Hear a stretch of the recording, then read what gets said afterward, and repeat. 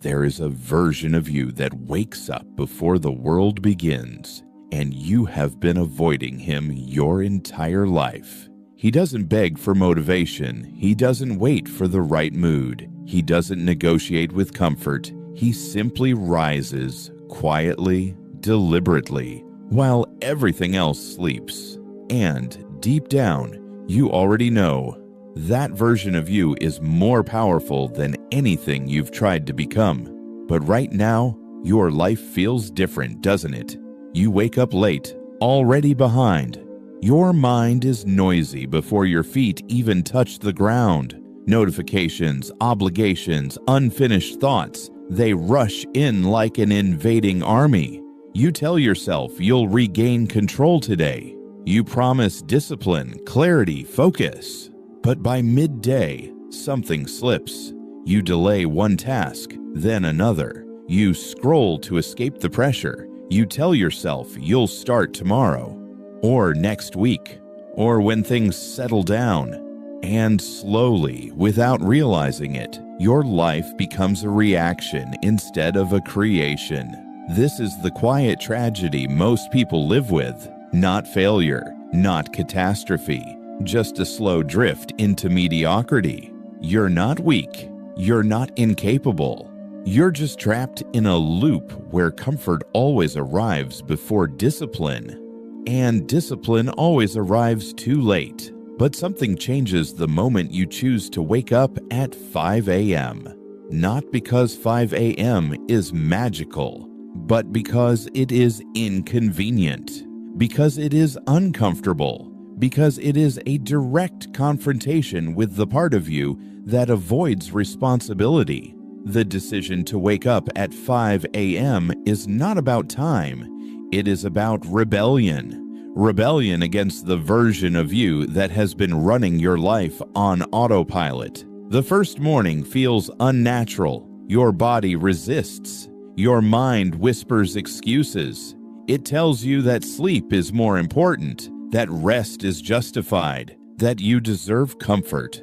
And maybe you do, but comfort has never built anything meaningful. So you sit there in the quiet darkness, questioning yourself. Why am I doing this?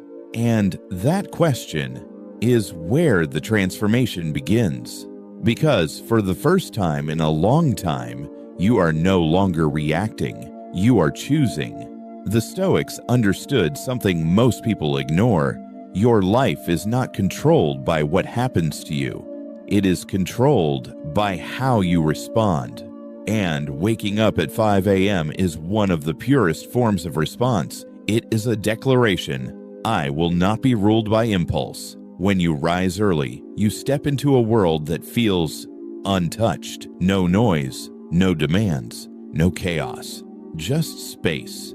And in that space, something unusual happens. You start to hear yourself think, not the anxious, scattered thoughts that dominate your day, but deeper, quieter reflections, questions you've been avoiding, truths you've been suppressing, clarity you didn't know you needed. This is where most people misunderstand the power of early mornings. They think it's about productivity. It's not. It's about ownership. During the day, your time belongs to everyone else. At 5 a.m., it belongs to you. And when you begin your day with ownership, something shifts internally. You stop chasing control and start embodying it.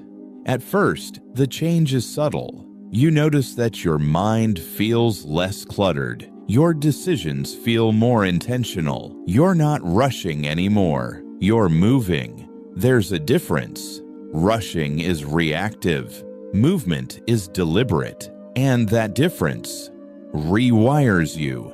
Behavioral psychology tells us that identity is not formed by what we believe, but by what we repeatedly do. Every time you wake up at 5 a.m., you cast a vote for a new identity. Not the person who wants to change, but the person who does. And over time, those votes accumulate. You begin to trust yourself again. That trust is everything. Because once you trust yourself, discipline stops feeling like punishment. It becomes power. Think about it. Most people live in constant negotiation with themselves. I'll start later. I'll do it tomorrow. I'll try harder next time. But the person who wakes up at 5 a.m. doesn't negotiate. He decides, and then he acts. This is what the Stoics meant by mastery of self, not controlling the world, not controlling others, controlling the only thing that has ever truly mattered, your own choices. And here's where it gets deeper. Waking up early doesn't just change your schedule, it changes your relationship with discomfort, because every morning you face resistance and you overcome it. That act, repeated daily, builds something dangerous: self-control.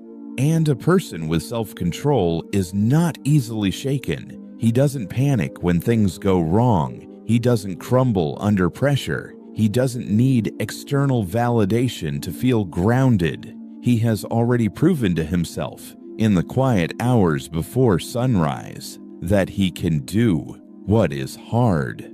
And once you know that, everything else becomes manageable. There's also something almost sacred about that early hour, a stillness that feels rare in a world obsessed with noise. You sit there, maybe with a cup of coffee, maybe just with your thoughts, and you realize something strange. You're alone, but not lonely. There's a difference. Loneliness feels like absence. Solitude feels like presence. At 5 a.m., you are fully present. No distractions, no expectations, just you and the raw truth of your existence. And in that space, you begin to understand yourself in ways that are impossible during the chaos of the day. You reflect, you question, you realign. This is where growth actually happens, not in the noise of productivity, but in the silence of awareness. Over time, the transformation becomes undeniable. You're no longer the person who feels overwhelmed by life. You become the person who anticipates it. You're calmer, more grounded, more precise in your actions. You don't waste energy on things you cannot control because you've internalized a fundamental truth. Most of what disturbs you is outside your control, and most of what defines you is within it. This realization is liberating. You stop chasing outcomes. You start refining actions. You stop fearing uncertainty. You start building resilience. And it all traces back to a simple decision: to wake up before the world does. But let's be honest, it's not easy. There will be mornings when you fail, when you hit snooze, when you justify staying in bed. And that's where most people give up. They think failure invalidates the process. It doesn't. What matters is not perfection, it's persistence. The Stoics never demanded flawlessness. They demanded effort, relentless, honest effort. So when you fall, you don't collapse into guilt. You return. You wake up again. You try again. Because the goal is not to become someone who never struggles. The goal is to become someone who refuses to surrender. And slowly, almost imperceptibly, your identity solidifies. You are no longer someone who wants discipline. You are disciplined, not because it feels good, but because it is who you are. This is where most people get it wrong. They chase motivation, but motivation is unstable. It comes and goes. Discipline, on the other hand, is anchored. And waking up at 5 a.m. anchors you in a way few habits can. It forces you to confront reality before distractions dilute it. It forces you to build strength before challenges demand it. It forces you to become intentional before the world pulls you in every direction. And that is how you take control of your life, not by waiting for the perfect moment, but by creating it. every single morning. There's also a deeper, almost uncomfortable truth hidden in all of this. Time is not abundant. It feels like it is, but it isn't. Every day you delay becoming who you know you could be is a day you will never get back.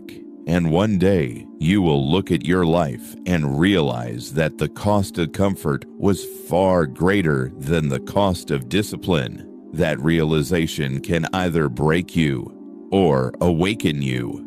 Waking up at 5 a.m. is a way of choosing awakening. It is a daily reminder that your life is happening now, not later, not when you feel ready, not when circumstances align.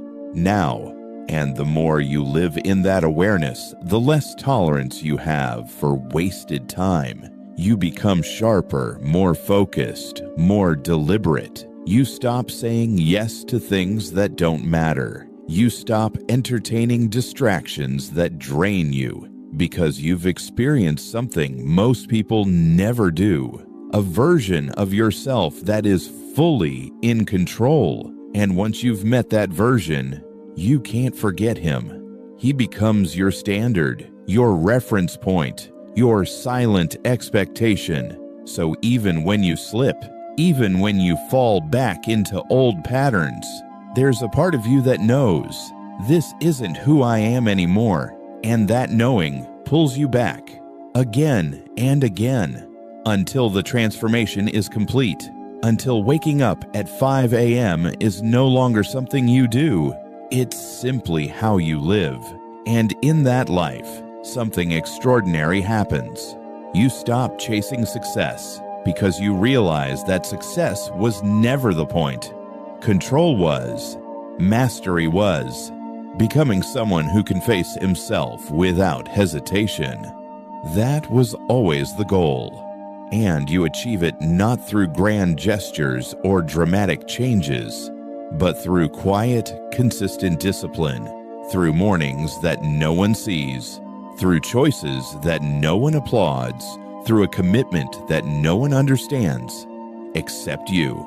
And in the end, that is what makes it powerful, because the world may never notice your 5 a.m. mornings, but you will. And that is enough. Because at the end of your life, it won't be the noise that defines you. It will be the moments of silence where you chose growth over comfort, discipline over ease, control over chaos. So the question is not whether waking up at 5 a.m. will change your life. It will. The real question is, how much longer are you willing to live without that version of yourself?